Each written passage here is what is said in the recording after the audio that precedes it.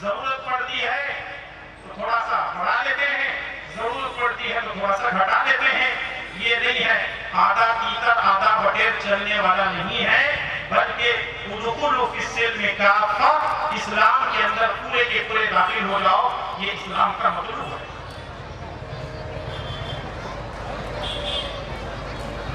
آخری بات اپنی بات کو میں ختم کرنے جا رہا ہوں، وہ یہ ہے کہ اتباع رسول میں عقل کا کوئی دخل نہیں ہے. یہ بات بڑی اہم ہے، غور سے سنیے، اپنے پلوں میں باندھ کر کے جائیے. اور یہ کوئی نئی باتیں نہیں جو میں آپ کے سامنے پیش کر رہا ہوں، موضوع کی مناسبت سے ان باتوں کو پیش کرنے کے بعد کچھ وضاحتیں آپ کے سامنے رکھنے کی میں کوشش کروں گا. وہ یہ ہے کہ اتباع رسول میں عمل کا کوئی دخل نہیں ہے. نبی کی اتباع کرنا ہے چاہے وہ ہماری عقل میں فکر بیٹھے یا نہ بیٹھے. جیسے کچھ منکرین حدیث ہیں جنہوں نے حدیثوں کا انکار کیا یہ کہتے ہوئے کہ یہ حدیث میری عقل میں فٹ نہیں ہو رہی ہے. سمجھ رہے ہیں آپ؟ کچھ لوگوں نے احادیث کا انکار کیا، کہا کہ یہ حدیث ہماری عقل میں فٹ نہیں ہو رہی ہے. اس کا مطلب یہ ہے کہ تیری عقل میں فتور ہے، تیری عقل میں گڑبڑ ہے. جا کر کے کسی ڈاکٹر سے اپنی عقل کو درست کرا لے. نبی کا حکم، نبی کی تعلیمات، اس میں کوئی گڑبڑ نہیں ہے، تیری عقل میں گڑبڑ ضرور ہے. اور اسی لیے لوگوں نے قرآن کے کچھ احکامات کا، کچھ آیتوں کا انکار کیا، حدیثوں کا انکار کیا، اور اپنے آپ کو یہ کہنے لگتے ہیں کہ ہم تو اہل قرآن ہیں، ہم تو قرآن مانتے ہیں، قرآن سمجھتے ہیں یہی ہماری زندگی کے لیے کافی ہے. اگر کوئی آدمی یہ کہتا ہے کہ ہماری نجات کے لیے قرآن کافی ہے، حدیث کی ضرورت نہیں ہے، ائمہ کرام کے اقوال یہ ہے کہ ایسا شخص گمراہ ہے. ایسے بہت سارے لوگوں کے نام لیے جا سکتے ہیں، لیکن چونکہ یہ اسٹیج کھلا ہے اس لیے ہم ان نام. حضرت عمر بن خطاب رضی اللہ تعالیٰ عنہ خانے کعبہ کا طواف کر رہے ہیں. حضرت عمر بن خطاب رضی اللہ تعالیٰ عنہ خلیفۃ المسلمین، امیر المومنین ہیں، خانے کعبہ کا طواف کر رہے ہیں. حجر اسود کو بوسہ دینے کی باری آئی. عمر بن خطاب رضی اللہ تعالیٰ عنہ حجر اسود سے خطاب کرتے ہوئے، حجر اسود کو مخاطب ہوتے ہوئے کہنے لگتے ہیں، یا حجر انک حجر لا تنفع ولا تضر. اے پتھر، تو تو ایک پتھر ہے، نہ نفع دے سکتا ہے اور نہ نقصان دے سکتا ہے. کعبۃ اللہ کا طواف کرتے ہوئے موقع ملے تو ہر چکر پر حجر اسود کو بوسہ دینا ہے یا پھر اللہ اکبر کہتے ہوئے نکل جانا ہے. عمر بن خطاب رضی اللہ تعالیٰ عنہ خانے کعبہ کا طواف کر رہے ہیں، حجر اسود پر پہنچے، حجر اسود کو خطاب کرتے ہوئے کہتے ہیں، اے پتھر، تو تو ایک پتھر ہے، نفع اور نقصان دینے کی قدرت تیری نہیں ہے. میں اس لیے تجھے بوسہ دیتا ہوں کیونکہ میں نے محمد رسول اللہ صلی اللہ علیہ وسلم کو بوسہ دیتے ہوئے دیکھا ہے، بس اس سے کیا کچھ. یہ بات عمر بن خطاب کی عقل میں نہیں آ رہی تھی. یا دوسرے معنی میں کہہ سکتے ہیں کہ یہ بات عمر بن خطاب کے عقل میں فٹ نہیں ہو رہی تھی کہ میں پتھر کو بوسہ کیوں دوں، وہ تو نفع اور نقصان کا مالک نہیں ہے.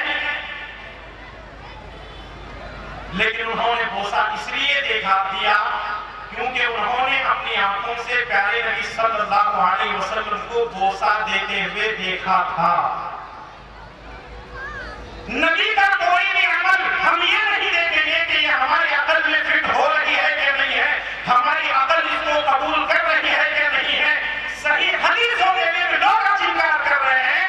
اور تمہیں امتیاز یہ ہے کہ جب نبی کا قول و فعل ہوتا ہے تو اپنے امام کی بات کو یہ منوانے کی کوشش کرتے ہیں کہ دیکھو یہ حکم ایسا ہے، یہ حکم ایسا ہے، تعبیریں کرتے ہیں اور اپنے آپ کو سچا ثابت کرنے کی کوشش کرتے ہیں.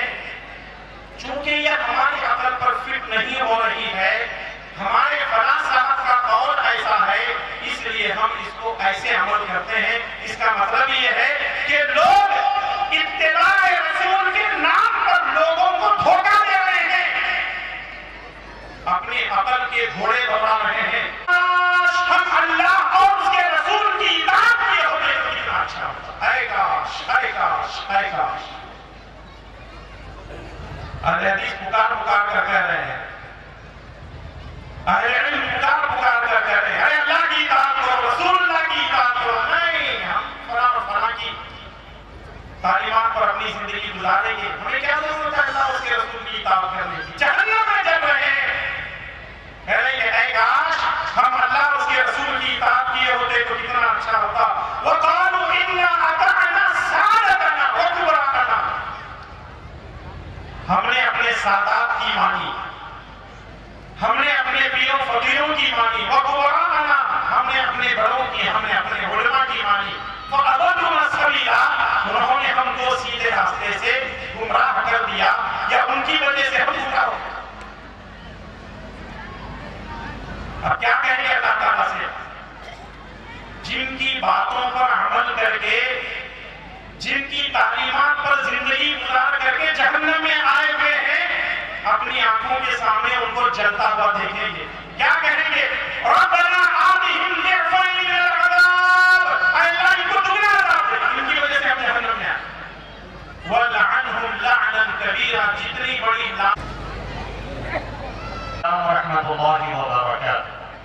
حضرات و خواتین، ہم اور آپ فضیلت الشیخ عبدالرزاق جامعی حفظہ اللہ اتباع رسول کی اور کیسے کے عنوان پر بہت ہی مدلل پرمغز کتاب اللہ سنت رسول صلی اللہ علیہ وسلم کے دلائل و براہین کی روشنی میں بہت ہی بہترین اور خوبصورت انداز میں سماعت فرما رہے تھے۔ میں یہ بات آپ کو بتا دوں کہ سلفی ایجوکیشنل اینڈ ویلفیئر سوسائٹی کے تحت اہتمام ہونے والا یہ 2 روزہ سالانہ جلسہ اصلاح امت کانفرنس کے نام سے ہو رہا ہے، اور آج کی اس پہلی بزم کے 2 خطیب رونق اسٹیج ہیں، جن میں سے ایک کا خطاب ہم اور آپ سماعت فرما چکے ہیں۔ اب اس بزم کے آخری خطیب فضیلت الشیخ محمد رحمانی سنابلی مدنی حفظہ اللہ ہیں۔ آپ تعارف محتاج نہیں ہیں، اور خصوصی طور سے جب میں آپ کا نام لے رہا ہوں تو میرے دور طالب علم کی یادیں تازہ ہو رہی ہیں، اور فضیلت الشیخ محمد رحمانی سنابلی مدنی حفظہ اللہ کی شخصیت وہ شخصیت ہے کہ آپ مؤرخ اہل حدیث حضرت مولانا عبدالحمید رحمانی رحمہ اللہ کے فرزند ارجمند ہیں۔ آپ مولانا کے صاحبزادے ہیں، اور جس موضوع پر آج شیخ منصور خطاب فرمائیں گے یہ وہ موضوع ہے کہ جس موضوع کو میں نے اپنی زندگی میں اگر بہت ہی خوبصورتی کے ساتھ میں سنا ہے تو وہ شیخ موصوف کے والد محترم والد گرامی حضرت مولانا عبدالحمید رحمانی رحمہ اللہ کو سنا ہے۔ مجھے آج بھی یاد آتا ہے کہ باندرا کرلا کمپلیکس جبکہ میں ممبئی میں زیر تعلیم تھا، حضرت مولانا عبدالحمید رحمانی رحمہ اللہ کا وہ کتاب کہ جس میں آپ نے تاریخ اہل حدیث کو بڑے ہی زبردست انداز میں بیان کیا، اہل حدیثوں کی قربانیوں کا ذکر کیا، تعلیمات کا ذکر کیا، اور اسی طریقے سے علمی میدانوں کا ذکر کیا۔ تو آج بسم اللہ الرحمن الرحیم، الحمدللہ رب العالمین، والصلاة والسلام علی رسولہ الکریم محمد وعلی آلہ واصحابہ اجمعین، اما بعد۔ أعوذ بالله من الشيطان الرجيم. بسم الله الرحمن الرحيم. يا أيها الذين آمنوا أطيعوا الله وأطيعوا الرسول وأولي الأمر منكم فإن تنازعتم في شيء فردوه إلى الله والرسول إن كنتم تؤمنون بالله واليوم الآخر ذلك خير وأحسن تأويلا.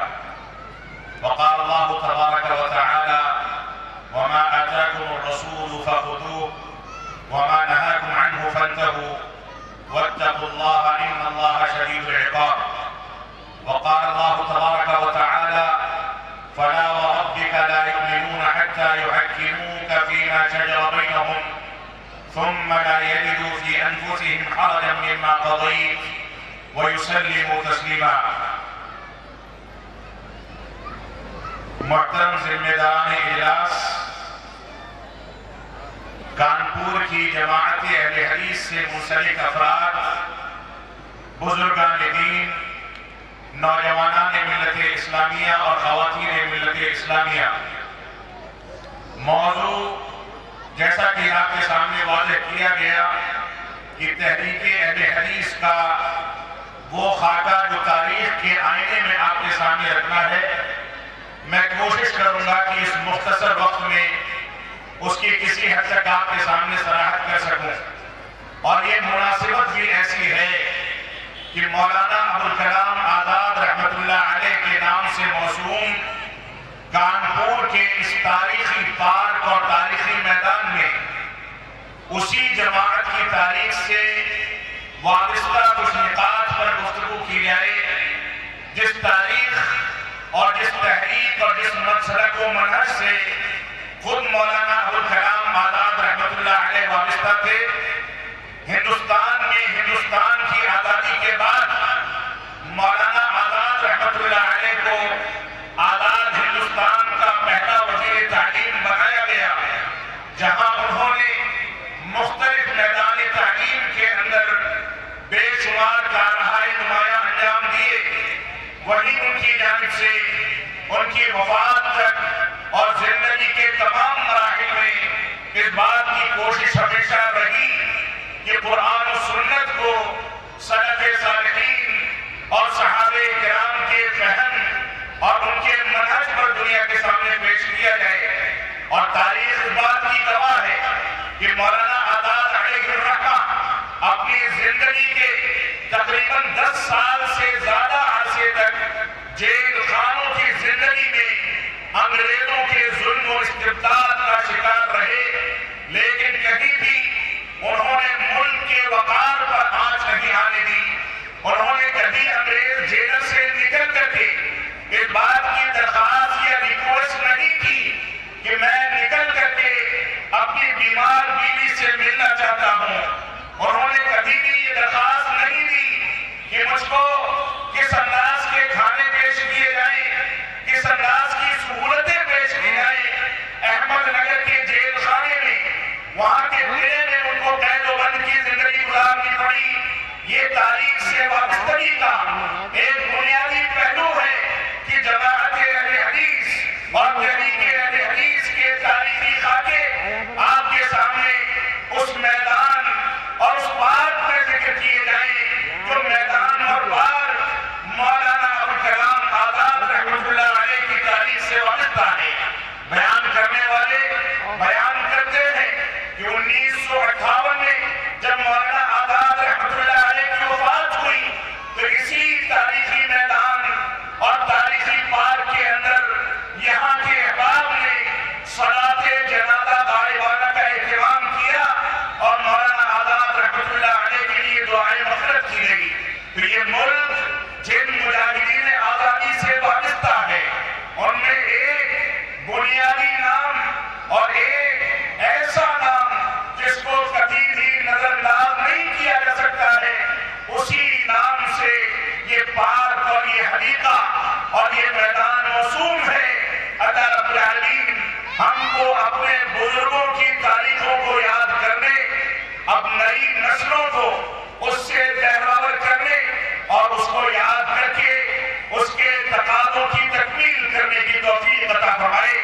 میں یہاں آپ حضرات کے سامنے چند پہلوؤں پر گفتگو کرنا چاہتا ہوں۔ ایک تو وہ پہلو ہے کہ شریعت اسلامیہ کے دلائل، صحابہ کرام کے اقوال، سلف صالحین کے اقوال اور سلف صالحین کی زندگی کے مختلف گوشوں کے نتیجے میں ہم اس بات کو سمجھ سکے کہ جماعت اہل حدیث کا منہج، اس کا موقف، یہ ایک ایسا منہج و موقف ہے جو رسول اکرم صلی اللہ علیہ وسلم نے اب سے 1450 سال پہلے جس کی بنیاد مدینہ منورہ اور مکہ معظمہ کے اندر رکھی، صحابہ کرام اللہ کے نبی صلی اللہ علیہ وسلم سے وابستہ ہوئے، آپ کی پیروی کی، آپ کے بتائے ہوئے طریقے کے مطابق چلے۔ اس دور میں نہ کسی امام کے تقلید کی گنجائش تھی، نہ کسی کے فتووں کی رعایت کا امکان تھا۔ اس دور میں صحابہ کہے کہ میں فلاں امام کے طریقے کو اپناتا ہوں، کوئی دوسرا آئے وہ اپنے امام کے فتووں کو ذکر کرے، کوئی تیسرا آئے اپنے امام کی باتوں کا تذکرہ کرے، کوئی چوتھا آئے اور اپنے امام کی فقہ کو آپ کے سامنے واضح کرے۔ اگر تمہارے درمیان اختلاف ہوتا ہے تو یہ سارے کے سارے مفتیان، یہ سارے کے سارے ائمہ، یہ سارے کے سارے مولوی، یہ سارے کے سارے علماء، یہ سارے کے سارے فتوا اور یہ سارے کے سارے مفتیان کرام، ان کو ایک جانب رکھ دیا جائے۔ یہاں چلے گی تو اللہ اس کے رسول کی چلے گی، اللہ اس کے رسول کے فرمان کو مانا جائے گا، ان کے فتووں کو تسلیم کیا جائے گا اور وہی فتوے تسلیم کیے جائیں گے جن فتاووں پر اللہ اس کے رسول کے دلائل کی مہر لگی ہوتی ہے۔ اللہ رب العالمین نے فرمایا اگر تمہارے درمیان اختلاف ہو جائے تو اللہ اس کے رسول کی جانب اپنے معاملات کو لوٹا دو اور اس بات کو سمجھ لو کہ اگر تم نے اس ضابطے کو اختیار کر لیا تو گویا تم نے آخرت پر ایمان کے حق کو ادا کر دیا۔ اگر تم نے اس ضابطے کو اختیار کر لیا تو یہ بڑی خوبصورت بات ہے، اس بات کو لے کر کے اپنی زندگی گزارو، دنیا میں بھی کامیاب ہوگے، آخرت میں بھی کامیاب ہوگے۔ اس آیت کریمہ کو آپ کے سامنے پیش کر کے میں ایک سوال اٹھانا چاہتا ہوں۔ آپ بتائیں دنیا کے اندر وہ کون سی اسلامی فکر ہے، دنیا کے اندر وہ کون سی اسلامی تحریک ہے، دنیا کے اندر وہ کون سی اسلامی جمعیت و جماعت ہے، دنیا کے اندر وہ کون سی فقہ و فتاوی کی کمیٹی ہے جس کمیٹی نے اللہ اور اس کے رسول کی اطاعت کے ضمن میں اس آیت کریمہ کی پیروی کر کے اپنے اختلافات کو قرآن و سنت کے حوالے کیا۔ اللہ رب العالمین کا فضل و کرم ہے کہ ساری کوتاہیوں کے باوجود، ساری سیاہ کاریوں کے باوجود، رب کائنات سے بغاوت کے باوجود یہ ہماری جماعت کا ضابطہ ہے کہ کوئی اختلاف ہو جائے تو اس کو اللہ اس کے رسول کی جانب پھیر دیا جائے۔ اس پر رب کائنات کا جتنا شکر ادا کیا جائے کم ہے۔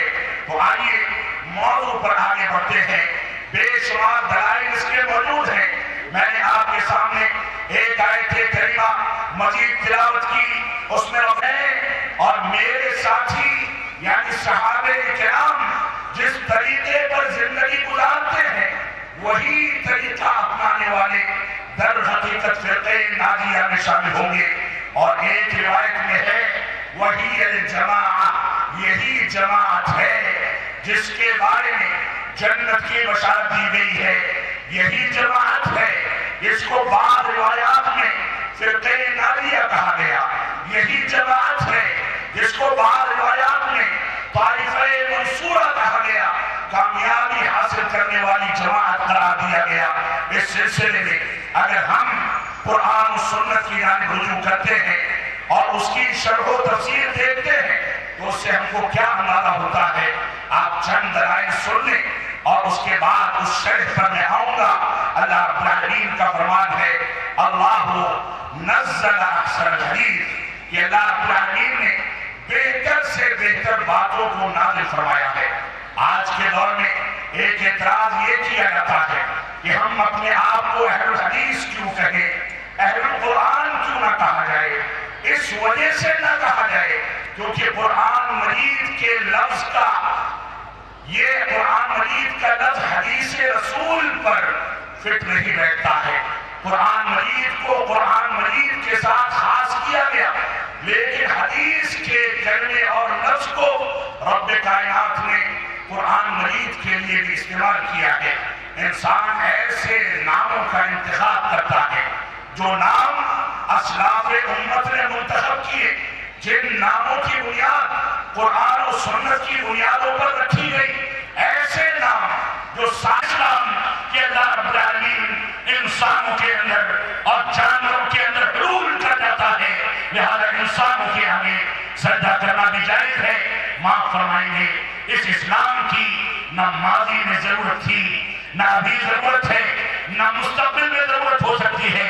عمر بن خطاب رضی اللہ عنہ کے عہد خلافت میں حکم بن ابی العاص رضی اللہ عنہ اور اسی طریقے سے مزید 3-4 صحابہ کرام تاجروں کی شکل میں ہندوستان کے مالابار اور مراٹھا کے ساحلوں پر یعنی بمبئی اور کالی کٹ اور کوچین وغیرہ کے ساحلوں پر تاجروں کی شکل میں آئے، تجارت کرنے کے لیے آئے. وہ لوگ وہاں سے آتے تھے، اپنے ساتھ جو کچھ لاتے تھے اپنی ناؤ پر باندھ دیا کرتے تھے اور درخت کاٹ کر کے اس ناؤ کے پیچھے ایک تنا باندھ لیا کرتے تھے اور ہندوستان سے گرم مسالے خرید کر کے اس پر باندھتے تھے اور لے کر کے یورپی ممالک کی جانب نکل کر کے اس کی تجارت کرتے، پھر عرب دنیا میں واپس ہوتے. ان لوگوں نے یہاں آ کر کے اسلام کی دعوت و تبلیغ کی ابتدا کی. آپ دیکھیں جا کر کے جنوبی ہندوستان میں کیرل کے علاقوں میں آج بھی بعض صحابہ کرام کی قبریں وہاں موجود ہیں. یہ اس بات کی دلیل ہے کہ صحابہ کرام کے ذریعے یہاں پر اسلام آیا.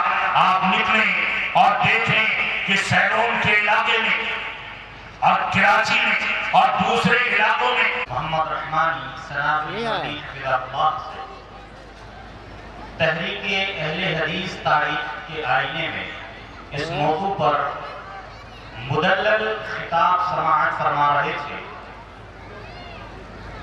اللہ رب العالمین شیخ موصوف کے علم میں عمل میں برکت عطا فرمائے. شیخ موصوف کا سایہ ہم لوگوں کے سر پر تعبیر اللہ رب العالمین قائم رکھے. اللہ رب العالمین شیخ موصوف کو جزائے خیر عطا فرمائے. دنیا اور آخرت میں اللہ رب العالمین شیخ موصوف کو سرخروئی عطا فرمائے. حضرات و خواتین، آج کے پہلے دن کے اجلاس کی یہ پہلی نشست تھی جس میں سب سے پہلے فضیلت الشیخ عبدالرزاق جامعی حفظہ اللہ جو کہ ہبلی کرناٹک سے تشریف لائے ہیں. بہت ہی مدلل اور زبردست کتاب ہم نے اور آپ نے سماعت فرمایا اتباع رسول کی اور کیسے پر. اللہ رب العالمین ہمارے دونوں شیوخ کو جزائے خیر عطا فرمائے اور آج کے ان دونوں خطاب کو ہمارے شیوخ کے لیے ذریعہ نجات بنائے اور ہم تمام سننے والوں کے لیے بھی آج کے دونوں خطابوں کو ذریعہ نجات بنائے. اللہ رب العالمین ہمیں کہنے سننے سے زیادہ عمل کرنے کی توفیق عطا فرمائے. اس سے پہلے کہ میں اس اجلاس کے آج کی اس پہلی نشست کے اختتام کا اعلان کروں، یہ بتا دینا مناسب سمجھتا ہوں کہ اصلاح امت کانفرنس کی دوسری نشست انشاءاللہ کل مغرب کی نماز کے بعد سے شروع ہو جائے گی. انشاءاللہ کل اتوار کے دن مغرب کی نماز کے بعد سے ہی پروگرام شروع ہو جائے گا. میں آخر میں شکریہ ادا کرتا ہوں سب سے پہلے اللہ رب العالمین کا کہ اس کی توفیق سے اور اس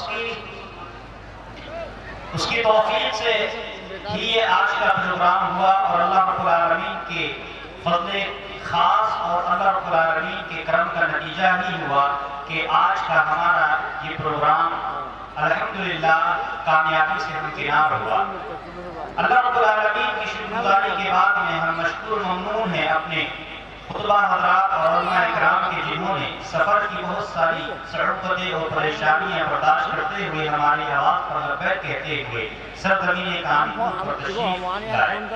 اسی طریقے سے ہم مشکور و ممنون ہیں تمام آپ حضرات کا کہ جو بحیثیت سامعین ہمارے مہمانوں کو بغور سنتے رہے، دل جمعی کے ساتھ بیٹھے رہے اور آخر تک آپ نے اپنے ہونے اور علماء اکرام کی خطابات کو سماعت فرمایا۔ اللہ رب العالمین ہم تمام سننے والوں کو بھی جزائے خیر عطا فرمائے۔ اسی طریقے سے میں شکریہ ادا کرنا چاہوں گا اس پارک کو سجانے اور سنوارنے والے وہ افراد، اس سے پہلے کہ اس پارک کو آپ نے دیکھا ہوگا کہ پتھر اور کا اس پارک میں ملا کرتے تھے، یہ ان کی محنتوں کا نتیجہ ہے کہ آج دہلی سے تشریف لائیں گے اور مدرسہ کے نام سے جو مدرسہ ہے اس کے آپ نامی تعلیمات ہیں۔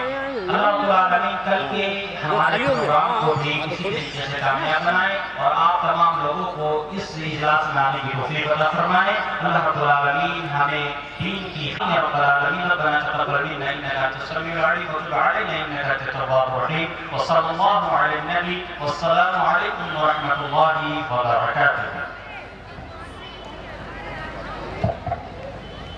اور آخر میں ہم حکام اور سی او صاحب، ایس او صاحب اور جن لوگوں نے بھی ہمارے ساتھ کام کیا اور ہمیں پرمیشن دلوائے، ہم اپنے بوا بھیا اور بھی دوسرے الہیوں کے افراد جنہوں نے ہمارے ساتھ مل کر پرمیشن دینے میں محنت کی، ہم سب کے شکر گزار ہیں۔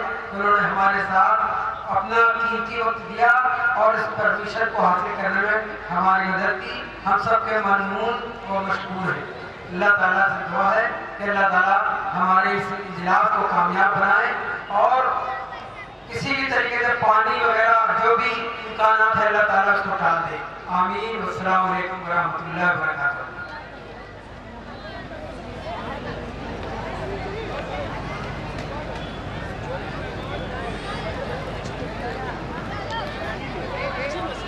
گزارش ہے کہ خواتین کا اونچی مسجد میں انتظام ہے اور مرد چھوٹی مسجد اور اونچی مسجد کسی میں بھی ٹھہر سکتے ہیں۔ خواتین کا انتظام اونچی مسجد میں، مرد یہاں پہ آئے تو چھوٹی مسجد میں ٹھہر سکتے ہیں اور یا تو اونچی مسجد میں ٹھہر سکتے ہیں، لیکن خواتین اونچی مسجد میں۔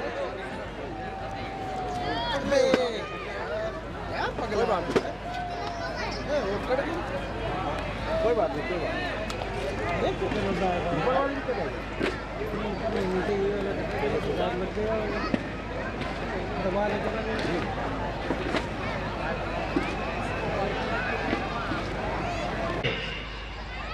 سماج کی، معاشرے کی خدمات انجام دینا، اسی طریقے سے نسل نو کے لیے دینی تعلیمات، تربیت کا انتظام و انصرام کرنا، اسی طریقے سے پریشان حال لوگوں کو، بیمار لوگوں کو اور جو کہ مستحقین ہیں امداد کے، ان کو امداد پہنچانا۔ الحمدللہ ان تمام اغراض و مقاصد میں سلفیہ ایجوکیشنل اینڈ ویلفیئر سوسائٹی پچھلے 1 سال سے اپنا کردار ادا کر رہی ہے، یہ تنظیم اور نبھا رہی ہے۔ اس سوسائٹی کے مختصر سے شعبہ جات ہیں جن میں سے سر فہرست سلفیہ چیریٹیبل کلینک ہے، جہاں پر بہت ہی کم قیمت پر لوگوں کو دوائیاں دی جاتی ہیں، علاج اور معالجے کی فیسلٹیز اور سہولیات کا بندوبست کیا گیا ہے۔ اسی طریقے سے سلفیہ بیت المال کا قیام کیا گیا، جس کے ذریعے سے الحمدللہ بہت سارے غریب پریشان حال لوگوں کی امداد کی گئی۔ اسی طریقے سے سلفیہ بک اسٹال ہے جو کہ کانپور کا سب سے بڑا منہج اہل حدیث سے تعلق رکھنے والا بک اسٹال ہے، جہاں پر الحمدللہ خصوصی رعایت کے ساتھ میں اسلامی کتابیں جو کہ کتاب اللہ سنت رسول صلی اللہ علیہ وسلم کی روشنی میں لکھی گئی ہیں، مرتب کی گئی ہیں، ان کتابوں کو لوگوں تک پہنچایا جاتا ہے۔ اسی طریقے سے سلفیہ دار المطالعہ ہے، جہاں پر عشاء کی نماز کے بعد میں چھوٹے چھوٹے بچوں کے لیے عربی کی تعلیم حاصل کرنے، قرآن مجید کی تعلیم حاصل کرنے اور دین کے ضروری بنیادی احکام و مسائل کی تعلیم حاصل کرنے کے لیے بچے آتے ہیں اور کافی تعداد میں الحمدللہ بچے پڑھ رہے ہیں اور یہاں تک کہ سلفیہ دار المطالعہ کا ایک پروگرام شمس تراہے پر بھی ہو چکا ہے، جو کہ اہل کانپور اچھے طریقے سے جانتے اور سمجھتے ہیں کہ اس میں دار المطالعہ کے بچوں نے بہت ہی بہترین اور اچھا کردار ادا کیا، جس کو جماعت اہل حدیث کے نوجوان الحمدللہ چلا رہے ہیں۔ اللہ رب العالمین اس اداروں کو دن دگنی رات چوگنی ترقی عطا فرمائے، اور جو لوگ اس میں خدمات انجام دے رہے ہیں ان کی خدمات کو قبول کرے۔ اسی طریقے سے سلفیہ اسلامک لائبریری مسائل کا حل کرنے کے لیے قرآن و سنت کی روشنی میں عوام کے مسائل کا سوالات کا جواب دینے کے لیے سلفیہ اسلامک لائبریری کا قیام کیا گیا ہے، جس میں الحمدللہ عربی، اردو، انگلش، ہندی مختلف زبانوں میں کتابوں کو فراہم کیا گیا، مہیا کیا گیا اور لا کر کے رکھا گیا ہے۔ الحمدللہ اسی طریقے سے شعبہ رفاہ عامہ سلفی ایجوکیشنل اینڈ ویلفیئر سوسائٹی کا ایک شعبہ ہے، جس میں سماجی خدمات وغیرہ شامل ہیں۔ تو یہ تھا مختصر سا تعارف سلفیہ ایجوکیشنل اینڈ ویلفیئر سوسائٹی کا، جو کہ میں نے آپ کے سامنے پیش کیا اور رکھا۔ اب میں باقاعدہ اس پروگرام کو شروع کرنے کے لیے، چونکہ یہ بہت ہی عظیم الشان کام ہے، محترم بالشان کام ہے، جناب محمد رسول اللہ صلی اللہ علیہ وسلم کا ارشاد گرامی ہے۔ آپ صلی اللہ علیہ وسلم نے فرمایا کل امر ذی بال لم یبدأ بحمد اللہ فهو اقطع، کہ ہر وہ عظیم الشان کام، محترم بالشان کام کہ جس کی شروعات اللہ رب العالمین کی تعریف، توصیف، کبریائی، بڑائی، بزرگی سے نہ کی جائے، وہ کام ادھورا رہتا ہے۔ تو آئیے اللہ رب العالمین کی تعریف کرنے کے لیے، اس کی توصیف کرنے کے لیے، اس کی کبریائی بڑائی بیان کرنے کے لیے اگر سب سے بہترین کوئی ذریعہ ہے تو وہ اللہ رب العالمین کی کتاب ہے، جس کو قرآن مجید کہا جاتا ہے، جس کو کلام اللہ کہا جاتا ہے۔ تو آئیے اس رب ذوالجلال کی سب سے مقدس کتاب قرآن مجید کے، جس کا ایک ایک لفظ اپنی تاثیر میں ڈوبا ہوا اور پتھر دل لوگوں کے دلوں کے اوپر بھی اپنے اثرات چھوڑنے والا ایسا کلام ہے۔ آئیے ہم اور آپ جناب حافظ صفوان حریری صاحب کی زبان سے تلاوت کلام اللہ سماعت فرماتے ہیں۔ میں گزارش کرتا ہوں کہ آپ آئیں اور تلاوت کلام اللہ سے اس مجلس کا، اس بزم کا آغاز کریں۔ حافظ محمد صفوان حریری۔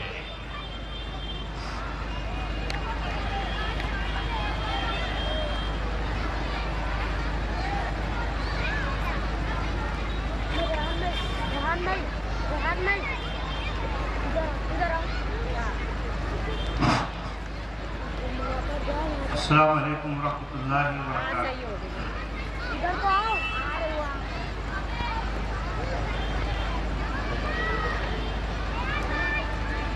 اعوذ باللہ من الشیطان الرجیم، بسم اللہ الرحمن الرحیم۔ نون والقلم وما يسطرون، ما أنت بنعمة ربك بمجنون، وإن لك لأجرا غير ممنون، وإنك لعلى خلق عظيم، فستبصر ويبصرون بأيكم المفتون، إن ربك هو أعلم بمن ضل عن سبيله وهو أعلم بالمهتدين، فلا تطع المكذبين، ودوا لو تدهن فيدهنون، ولا تطع كل حلاف مهين، هماز مشاء بنميم، مناع للخير معتد أثيم، عتل بعد ذلك زنيم، أن كان ذا مال وبنين، إذا تتلى عليه آياتنا قال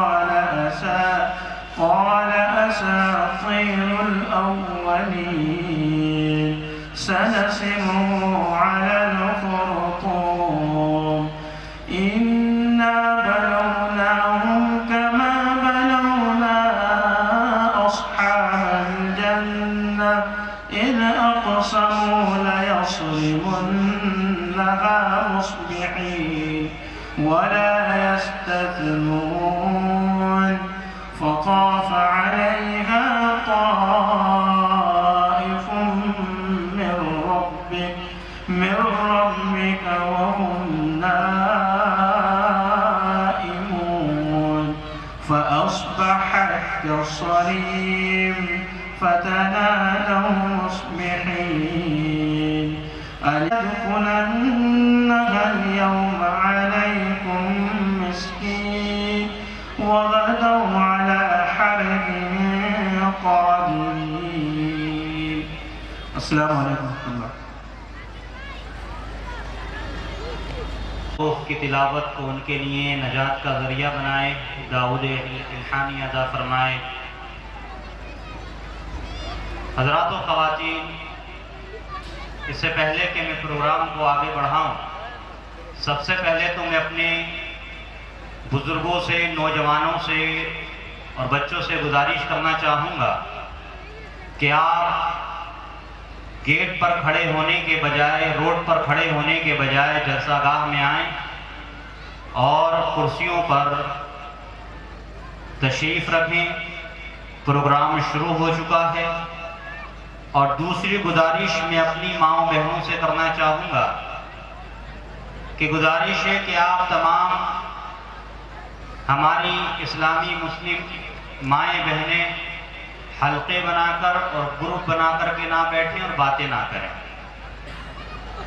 یہ مجلس ہے، دینی مجلس ہے. اسٹیج پر تشریف فرما معزز علماء کرام،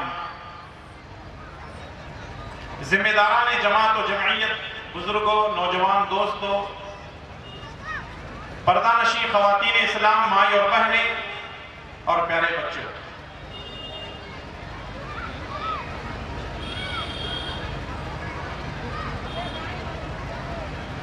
آج 7 مئی 2023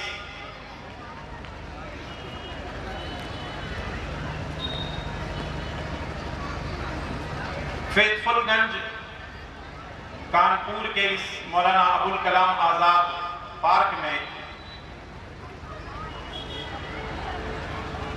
سرفیہ ایجوکیشن سوسائٹی کے جانب سے یہ جو پروگرام منعقد کیا گیا ہے، جس میں مجھے حکم دیا گیا ہے کہ نوجوانوں کا بگاڑ، اسباب اور علاج پر کچھ باتیں آپ کی خدمت میں پیش کر سکوں. اللہ تعالیٰ سے دعا کیجئے کہ رب ذوالجلال والاکرام مجھے موضوع کے تحت کچھ باتیں آپ کی خدمت میں قرآن و سنت کی روشنی میں پیش کرنے اور ہم سب کو ان باتوں پر عمل کرنے کی توفیق نصیب فرمائے. آمین. چونکہ یہ 2 روزہ 72ویں کانفرنس ہے اور آج کا یہ دوسرا دن ہے. کل بھی آپ نے الحمدللہ اہل علم سے سنتے رہے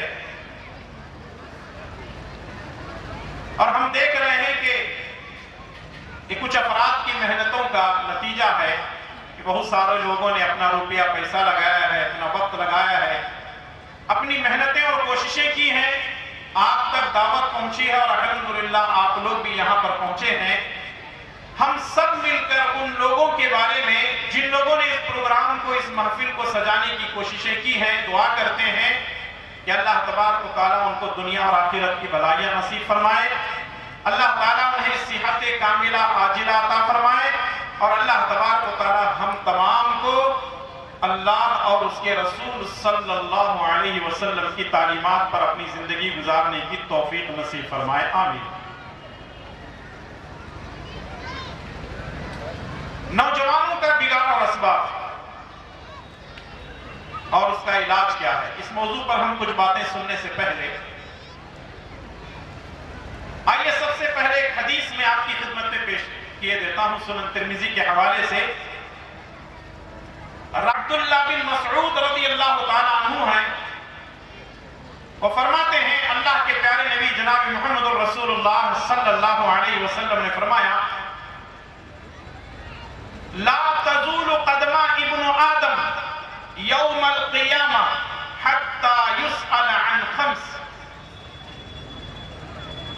قیامت کے دن بندے کے پیر اس وقت تک اپنی جگہ سے نہیں ہلیں گے جب تک کہ وہ 5 سوالات کے جوابات نہ دے دے. اور پرہیزگار بندہ کیا اطاعت گزار اور کیا نافرمان، ہر ایک سے یہ سوال کیا جائے گا، یہاں تک کہ اللہ تبارک و تعالی انبیاء علیہ السلام سے بھی سوال کرے گا. کچھ سوالات کہاں اور کیسے گزاری، پہلے اس کا سوال کا جواب دے، پھر اس کے بعد آگے جا. وعن شبابہ فیما ابلاہ، دوسرا سوال ہوگا میں نے تجھے جوانی دی تھی، آخر تو نے جوانی کہاں گزاری. تیسرا اور چوتھا سوال ہوگا وعن مالہ من این اکتسبہ وفیما انفقہ، میں نے تجھے مال دیا تھا، آخر تو نے کمایا کہاں سے اور خرچ کہاں پر کیا. دونوں سوالات ہوں گے. پانچواں اور آخری سوال ہوگا وعن علمہ ماذا علم، وعن علمہ ماذا عمل، میں نے تجھے علم دیا تھا، اس علم پر تو نے کتنا عمل کیا. یہ صرف عام آدمیوں سے نہیں ہوگا بلکہ انبیاء علیہ السلام سے بھی سوال ہوگا. ذرا آپ سوچیں، جب ہر انسان سے سوال ہوگا، ہر مرد اور عورت سے سوال ہوگا، ہم نے تیاری کتنی کر رکھی ہے. اللہ تعالیٰ سورہ اعراف میں ارشاد فرماتا ہے فَلَنَسْأَلَنَّ الَّذِينَ أُرْسِلَ إِلَيْهِمْ وَلَنَسْأَلَنَّ الْمُرْسَلِينَ، جن کی طرف ہم نے نبیوں کو رسولوں کو بھیجا تھا ہم ان سے بھی سوال کریں گے، اور انبیاء علیہ السلام یعنی رسولوں سے بھی ہم سوال کریں گے. یہ 5 سوالات نبیوں سے بھی کیے جائیں گے، نبیوں کے امتیوں سے بھی کیے جائیں گے.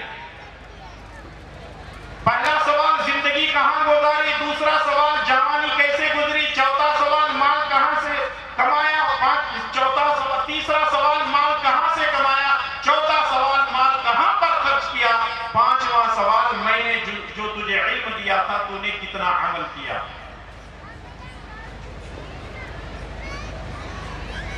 ان 5 سوالات کے اندر ایک سوال بڑا اہم ہے جو ہمارے موضوع سے متعلق ہے. سوال یہ ہے کہ میں نے تجھے جوانی دی تھی، آخر تو نے جوانی کہاں گزاری. پہلے سوال کا جواب دے، پھر اس کے بعد تجھے جانے کی اجازت ہوگی. لیکن آپ دیکھ لیں زندگی میں جوانی آ ہی جاتی ہے. پہلا سوال یہ ہے کہ میں نے تجھے عمر دی تھی، تو نے عمر کیسے گزاری، زندگی کیسے گزاری. لیکن خاص کر کے ایک سوال کیا جا رہا ہے کہ میں نے تجھے جوانی دی تھی، آخر تو نے اپنی جوانی کا کیا کیا. انسان اپنی زندگی میں 3 مرحلوں سے گزرتا ہے. نمبر 1 بچپن، نمبر 2 جوانی، نمبر 3 بڑھاپا. بچپن کھیل کود میں لاڑ و پیار میں گزر جاتا ہے، بچپن گودوں میں گزر جاتا ہے. اور رہا مسئلہ بڑھاپے کا، آدمی بڑھاپے میں کہیں نہ کہیں کمزور پڑ جاتا ہے. آنکھ ہوتے ہوئے صحیح نظر نہیں آتی، ہاتھ ہوتے ہوئے انسان کمزور پڑ جاتا ہے، پیر ہوتے ہوئے پیروں کے اندر کمزوری آ جاتی ہے، گھٹنے میں تکلیف ہے، کسی کو شوگر کی بیماری ہے، کسی کو بیماری بی پی کی بیماری ہے. پتہ نہیں عجیب و غریب شکایتیں جو ہے بڑھاپے میں آ جاتی ہیں. یا یوں سمجھیے بچپن لاڈ پیار میں گزر گیا،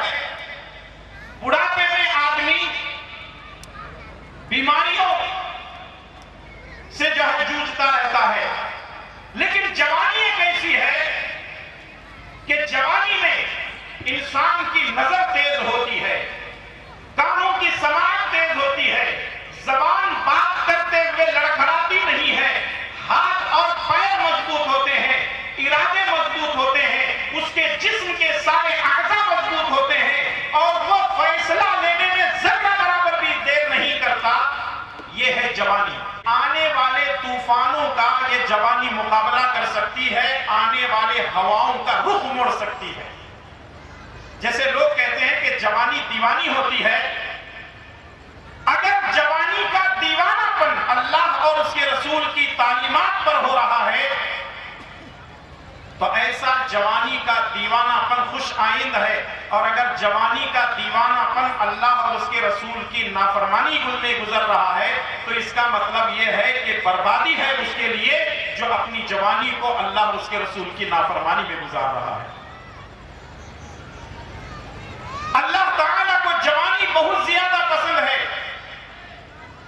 آدمی بڑھاپے میں خود بخود مسجد کی طرف دوڑ پڑتا ہے کیونکہ اس کو معلوم ہے کہ میرا ایک پیر دنیا میں ہے تو دوسرا پیر قبر میں ہے۔ بولنے کی بتانے کی ضرورت نہیں ہے، خود بخود جناب بڑھاپے میں مسجد کی طرف آ جاتے ہیں۔ لیکن جوانی میں انسان ویسے ہی نماز کی طرف نہیں آتا، روزہ رکھنا نہیں چاہتا، عبادت کرنا نہیں چاہتا، قرآن کی تلاوت کرنا نہیں چاہتا، ذکر و اذکار کرنا نہیں چاہتا، دینی مجلسوں اور محفلوں میں آنا نہیں چاہتا، وہ برائیوں کی طرف، نفسانی خواہشات کی طرف دوڑنے لگتا ہے۔ لیکن اگر کوئی آدمی جوانی میں اللہ کی عبادت کرتا ہے، اللہ تبارک و تعالیٰ ایسی عبادت کو قبول بھی کرتا ہے۔ صحیح بخاری اور صحیح مسلم کی روایت، اللہ کے پیارے نبی جناب محمد رسول اللہ صلی اللہ علیہ وسلم فرماتے ہیں کل قیامت کے دن 7 ایسے خوش نصیب لوگ ہوں گے جو اللہ تعالیٰ کے عرش کے سائے تلے ہوں گے اور اس کے علاوہ کوئی سایہ نہیں ہوگا، اور ان میں سے وَشَابٌ نَشَأَ فِي عِبَادَةِ اللَّهِ، وہ نوجوان بھی اللہ تعالیٰ کے عرش کے سائے تلے ہوگا جس کی جوانی اللہ کی عبادت میں گزری۔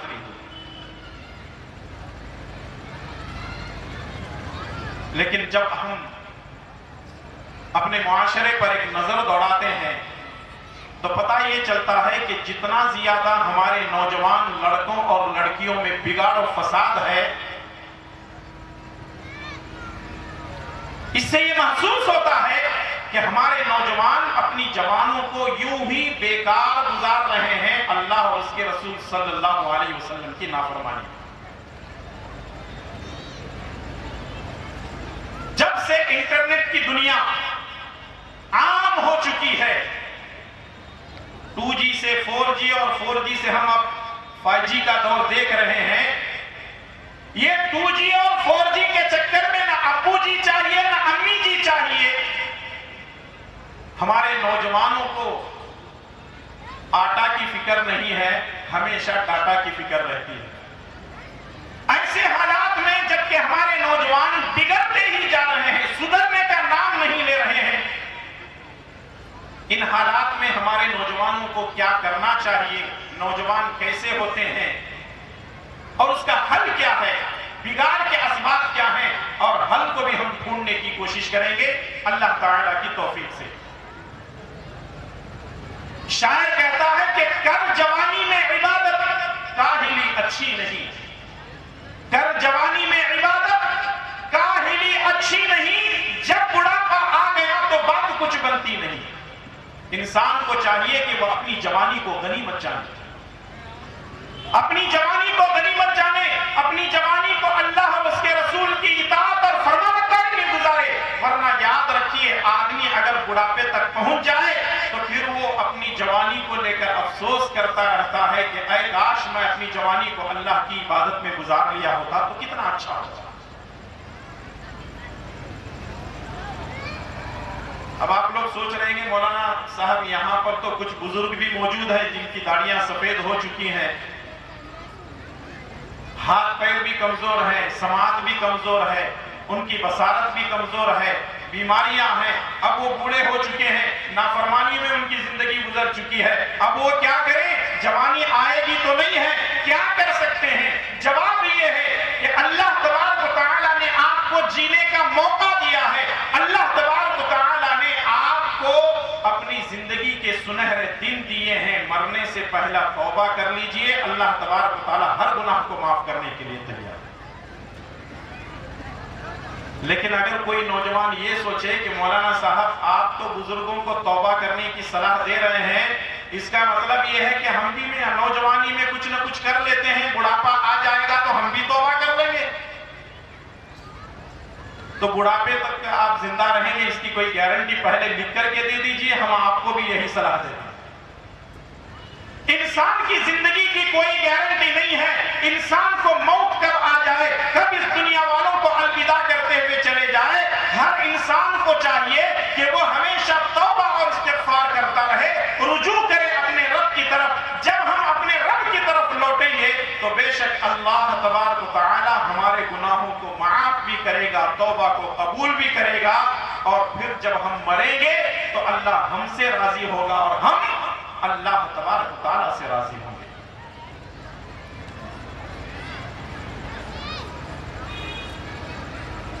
शेख सालेह अल उसैमीन रहिमहुल्लाह, शेख मोहम्मद बिन सालेह अल उसैमीन रहिमहुल्लाह, अरब के एक बहुत बड़े आलिम दीन हैं, वक्त के अल्लामा हैं, मुफस्सिर कुरान हैं, मुहद्दिस हैं, वक्त के फकीह हैं, मुजतहिद हैं, बहुत सारी खूबियां थी। शेख मोहम्मद बिन सालेह अल उसैमीन रहिमहुल्लाह, उन्होंने एक छोटा सा किताबचा लिखा है जिसका उर्दू में तर्जुमा हो चुका है। आपको इंटरनेट पर यह किताब मिल जाएगी। उस किताब का नाम है नौजवान और उलझने। नौजवान और उलझने। शेख मौसूफ ने उस किताब के अंदर लिखा है कि नौजवान 3 तरह के होते हैं, यानी नौजवानों की 3 किस्में हैं। नौजवानों की 3 किस्में हैं। नंबर 1 सुधरा हुआ नौजवान, नंबर 2 बिगड़ा हुआ नौजवान, नंबर 3 हैरान और परेशान नौजवान।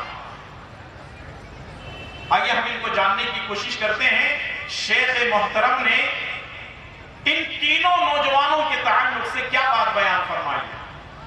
सुधरा हुआ नौजवान कौन है? सुधरा हुआ नौजवान वो है जिसका अकीदा दुरुस्त है, जिसके अमाल दुरुस्त हैं, जो 5 वक्ता नमाजों का पाबंद है, रमजान के रोजे रखता है, कुरान करीम की तिलावत करता है, जिक्र अज़कार करता है, सदका खैरात करता है, अपने माल की ज़कात देता है, भलाई का हुक्म देता है, बुराई से रोकता है, जमात और जमीयत के साथ जुड़ करके काम करता है, और भी बहुत सारी खूबियां इसकी हो सकती हैं। ये है सुधरा हुआ नौजवान।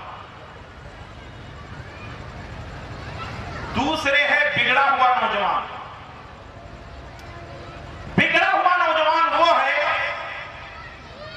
जिसको अकीदे तौहीद मालूम नहीं है, वो सारी जिंदगी शिर्क पर गुजारता है, बिदअत पर उसका चलन है, रस्म रिवाज पर अपनी जिंदगी गुजारता है, नमाजों की पाबंदी नहीं करता, रोजे नहीं रखता, कुरान की तिलावत नहीं करता, जिक्र अज़कार नहीं करता, भलाई का हुक्म नहीं देता, बुराई से नहीं रोकता, बल्कि वो भलाई से रोकता है, बुराई की लोगों को दावत देता है, और भी बहुत सारी खामियां उसके अंदर है।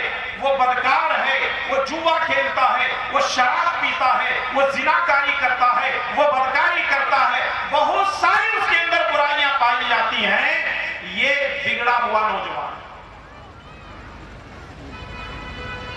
जो अपने लिए, अपने घर वालों के लिए, अपने मुआशरे के लिए आफत बना हुआ है, वायरस बना हुआ है, जिसकी नहुसत में, जिसके मसाइल को लेकर के पूरा का पूरा मोहल्ला, पूरी जमात वाले, पूरी फैमिली वाले परेशान हैं।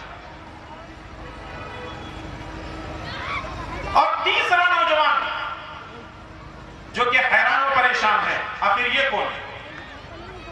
इस चीज को भी समझना बहुत जरूरी है। हैरान और परेशान नौजवान वो है जो खानदानी मुसलमान है, खानदानी तौहीद परस्त है, खानदानी नमाजी है, खानदानी रोजा रखने वाला है, کام یہ کرتا ہے، بھلائی کا حکم یہ دیتا ہے، برائی سے یہ روکتا ہے، لیکن شبہات میں گرفتار ہے۔ قرآن کی کوئی آیت سمجھ میں نہیں آتی ہے، ہنگامہ مچاتا ہے۔ کوئی حدیث سمجھ میں نہیں آتی ہے، خود بھی پریشان ہے اور پورا ہنگامہ کیا ہوا ہے، مولویوں کو پریشان کر رہا ہے، جماعت کے ذمہ داروں کو پریشان کر رہا ہے، جماعت کے نوجوانوں کو پریشان کر رہا ہے، گلی محلے کے اندر لوگ اس کی وجہ سے پریشان ہیں، عجیب و غریب پر جو ہے سوالات کرنے لگتا ہے، یعنی وہ دین کے معاملے میں، قرآن و حدیث کے معاملے میں شبہات میں گرفتار ہے، جس کی وجہ سے وہ خود بھی پریشان ہے اور دوسروں کو بھی پریشان کر رہا ہے۔ یا یوں سمجھیے کہ پوری جماعت اور جمعیت کے لیے، گلی محلے کے لیے، خاندان کے لیے وہ وائرس بنا پھرتا ہے۔ یہ تین طرح کے وہ نوجوان ہیں جن کے بارے میں شیخ محمد بن صالح العثیمین رحمہ اللہ فرماتے ہیں کہ پہلا نوجوان جو کہ سدھرا ہوا ہے وہ وہی ایک درست ہے، جو بگڑا ہوا ہے وہ بھی ڈینجر زون پہ چل رہا ہے، اور یہ جو شبہ میں گرفتار ہے، حیران و پریشان، اس کی وجہ سے پورا کا پورا معاشرہ پریشان ہے۔ یہاں جتنے لوگ بیٹھے ہوئے مرد عورتیں اگر سدھرے ہوئے ہیں تو اچھی بات ہے، بگڑے ہوئے ہیں تو اپنے آپ کو پہلے نمبر پر لائیے، اور اگر تیسرے نمبر پہ کوئی نوجوان ہے تو اپنے آپ کو سدھارنے کی کوشش کیجئے، اپنے جتنے شکوک و شبہات ہیں علماء کرام سے پوچھئے، علماء کرام سے اس کی جانکاری حاصل کیجئے، ورنہ اگر آپ کسی ایک مسئلے کو لے کر خود پریشان اور سب کو پریشان کر رہے ہیں تو جتنے لوگ آپ کی وجہ سے شبہ میں گرفتار ہوں گے، گمراہ ہوں گے، سارا وبال آپ کے اوپر آئے۔ اور ایسے نوجوان ہمارے معاشرے کے اندر دن بدن ان کی تعداد بڑھتے جا رہی ہے، اور یہاں اگر ہم کسی مسلک کی بات کرتے ہیں تو بات غلط ہوگی، کسی جماعت کی بات کرتے ہیں تو بات غلط ہوگی۔ یہ پوری کی پوری امت مسلمہ کا، پوری مسلم قوم کا یہ حال ہے، ہر جماعت کے اندر اس طرح کے لوگ موجود ہیں، سدھرے ہوئے بھی ہیں، بگڑے ہوئے بھی ہیں، شکوک و شبہات میں بھی مبتلا ہیں۔ آخر ان نوجوانوں کے اندر بگاڑ اور فساد کہاں سے آیا؟ اس کا حل کیا ہے؟ اس کا علاج کیا ہے؟ یہ نوجوان کیسے سدھر سکتے ہیں؟ آئیے کچھ باتیں میں آپ کی خدمت میں پیش کرنے کی کوشش کروں گا۔ اللہ تبارک و تعالی ہم تمام کو اللہ اور اس کے رسول صلی اللہ علیہ وسلم کی تعلیمات پر اپنی زندگی گزارنے کی توفیق نصیب فرمائے، آمین۔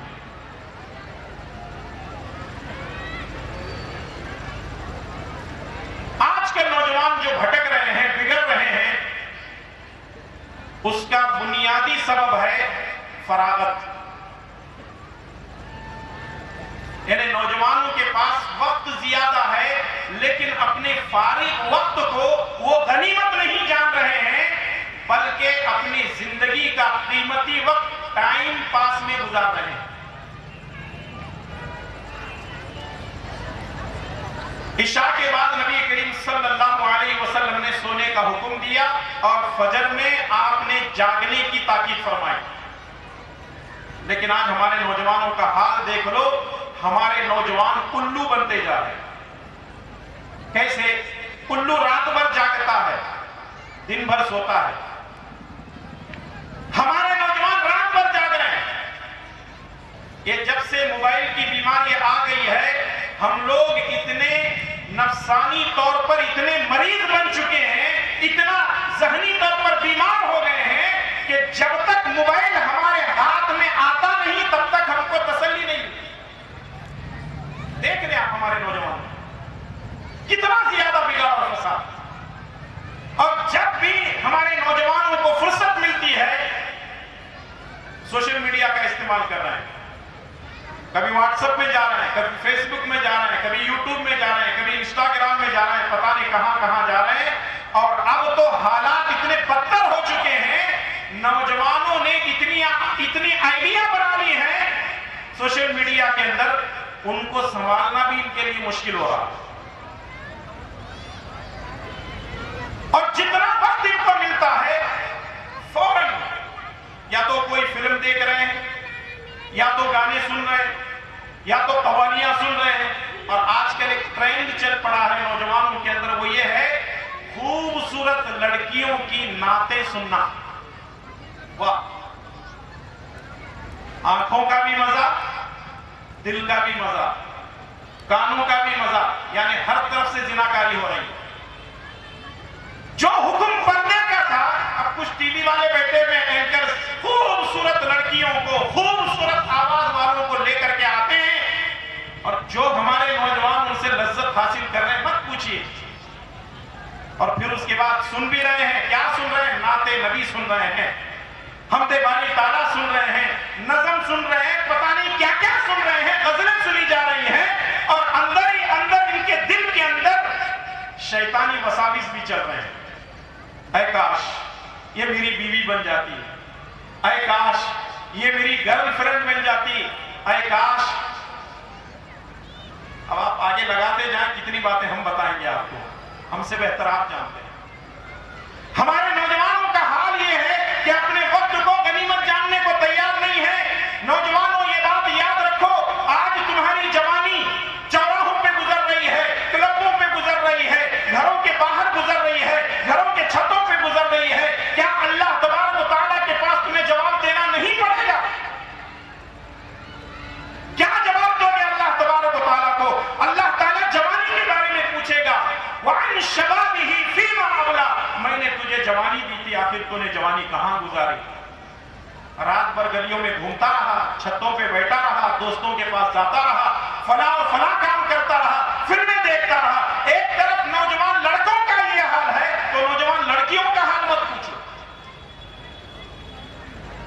हमारी जवान लड़कियां गैर मर्दों से चैटिंग कर रही हैं, उनके बॉयफ्रेंड बने हुए हैं, कमरे में चली जाती हैं, बाप ने 50,000 का मोबाइल दिलाया हुआ है, वो अंदर से दरवाजे को लॉक करती है। अब तो चैटिंग का दौर भी खत्म हो गया, अब तो वीडियो कॉलिंग का दौर शुरू हो चुका है। मेरे नौजवान दोस्तों, मेरी बहन बेटियों, सुनो और गौर करो। क्या हमको मरना नहीं है? क्या अल्लाह को मुंह दिखाना नहीं है? क्या रब के पास हाजिर होना नहीं है? क्या रब के दरबार में खड़े होना नहीं है? फमन यअमल मिस्काल ज़र्रतिन खैरन यरा व मन यअमल मिस्काल ज़र्रतिन शर्रन यरा। जब हम रब के सामने खड़े होंगे, नंग धड़ंग होंगे, और अल्लाह तबारक व तआला हमसे सवाल करेगा कि मैंने तुझे जवानी दी थी, आखिर तूने क्या सवाल किया? इंसान हजार झुठलाएगा, लेकिन याद रखें, हम अल्लाह तबारक व तआला के दरबार से भाग नहीं सकते। कोई रास्ता नहीं है, कोई सबील नहीं है, हमें जवाब देना पड़ेगा। क्यों? हमारी नेकियां हमारे सामने होगी, हमारी बुराइयां हमारे सामने।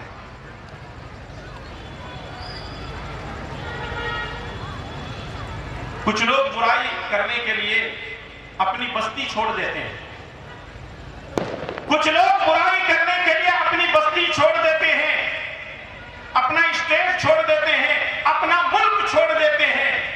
अगर अपनी बस्ती में करेंगे तो जमाती अहबाब देख लेंगे, रिश्तेदार देख लेंगे, दोस्त अहबाब देख लेंगे, किसी बड़े शहर में चले जाएंगे, किसी दूसरे स्टेट में चले जाएंगे, वहां कोई देखने वाला नहीं होगा, वहां कोई पूछने वाला नहीं होगा, वहां कोई हमारी पहचान वाला नहीं होगा। अरे दुनिया के किसी भी कोने में जाओ, क्या हम दुनिया वालों से बच सकते हैं? लेकिन अल्लाह तबारक व तआला के इल्म से नहीं बच सकते। इन्नल्लाह अलीमुल खबीर, हमारी जिंदगी का हर पहलू रब के सामने है, क्योंकि वह हर चीज को जानता है और हर चीज की खबर रखता है।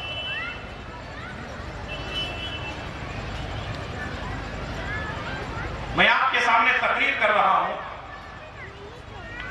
ये मेरे सामने कैमरे लगे हुए हैं, मेरी रिकॉर्डिंग हो रही है, मेरी हर हरकत को ये कैमरा रिकॉर्ड कर रहा है मेरी आवाज के साथ। आप किसी सुपरमार्केट में चले जाएं, वहां सीसी कैमरे लगे हुए हैं, सीसीटीवी लगी हुई है, और बाकायदा लिखा हुआ है आप कैमरे की जद में हैं।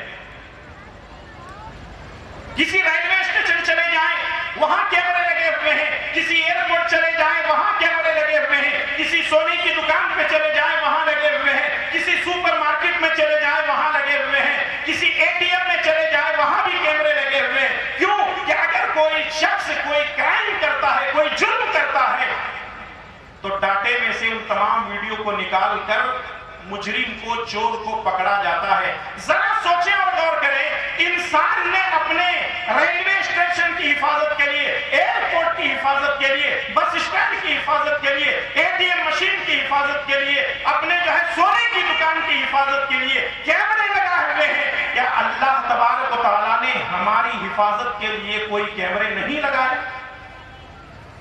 کیا ہماری ریکارڈنگ نہیں ہو رہی ہے؟ ہماری ہر چیز کی ریکارڈنگ ہو رہی ہے۔ اللہ تعالیٰ نے قرآن کریم کے اندر فرمایا ما يلفظ من قول الا لديه رقيب عتيد۔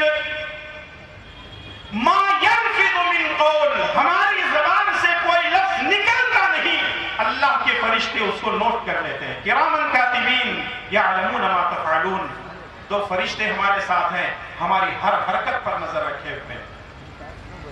کہاں جاؤ گے برائی کرنے کے لیے؟ کسی ہوٹل میں چلے جاؤ گے، کسی پارک میں چلے جاؤ گے، کسی انجان جگہ میں چلے جاؤ گے، کہاں جاؤ گے؟ اللہ تبارک و تعالیٰ کی نظر سے اللہ کی قسم ہے ہم بچ نہیں پائے۔ ہم نے اپنے وقت کو غنیمت نہیں جانا۔ کل قیامت کے دن رب کے سامنے ہم کھڑے رہیں گے، بندہ انکار کرنے لگے گا۔ جس جگہ ہم نے برائی کی ہوگی وہ برائی وہ زمین اللہ تعالیٰ کے سامنے گواہی دے گی، وہ زمین اللہ تبارک و تعالیٰ کے سامنے گواہی دے گی۔ بسم اللہ الرحمن الرحیم اذا زلزلت الارض زلزالها واخرجت الارض اثقالها وقال الانسان ما لها يومئذ تحدث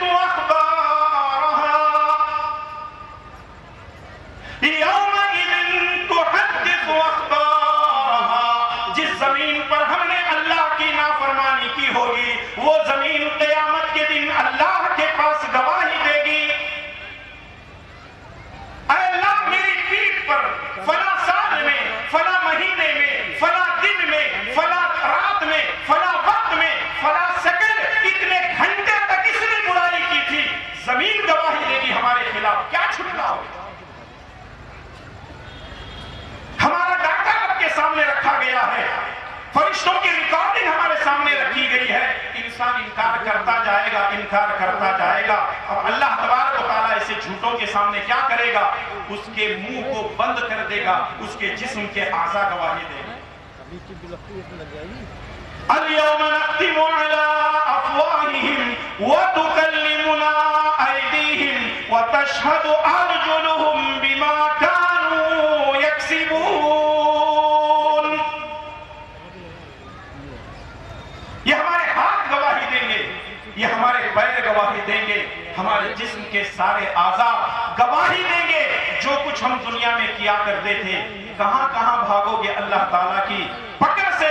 کیا کیا کرو گے دنیا کے اندر؟ میرے بھائی اور دوستوں اور نوجوانوں، اپنی جوانی کو اللہ کی نافرمانی میں نہ گزارو۔ اگر یہ سمجھ کر برائی کرتے ہو تو کوئی دیکھنے والا نہیں ہے، کوئی دیکھے نہ دیکھے رب کی ذات ہم کو دیکھتی ہے۔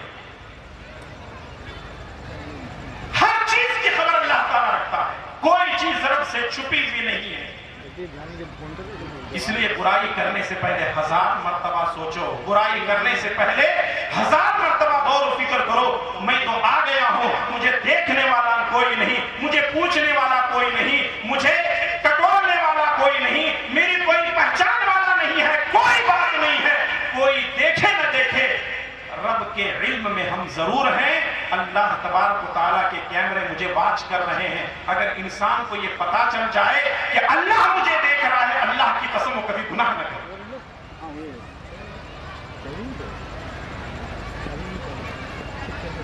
وقت کو غنیمت جانو، اپنی جوانی کو غنیمت جانو، جوانی کے ایام کو غنیمت جانو، اور یاد رکھو اللہ تعالیٰ کا بلاوا کبھی بھی भी आ सकता है, मौत कभी भी आ सकती है। अपनी जवानी को गनीमत जानकर अल्लाह ताला की इबादत गुजारी करो। जो वक्त मिला हुआ है नमाजों की पाबंदी करो, कुरान करीम की तिलावत करो, जिक्र और अज़कार करो और दीन के कामों में बढ़ चढ़कर हिस्सा लिया करो। सही बुखारी की रिवायत है, अल्लाह के प्यारे नबी जनाब मोहम्मद रसूलुल्लाह सल्लल्लाहु अलैहि वसल्लम ने फरमाया, निअमतानी मक़बूलुन फीहिमा कसीरुन मिनन नास अस्सिहत वल फराग। दो नेमतें ऐसी हैं जिनको लोग समझने को तैयार नहीं है, गौर फिक्र करने को तैयार नहीं है। दो नेमतें ऐसी हैं जिनकी नाकदरी हो रही है, एक है सेहत, हेल्थ, और दूसरे है फरागत। आज ये जो जवानी है हमारे नौजवानों के पास, याद रखिए ये जवानी रहने वाली नहीं है।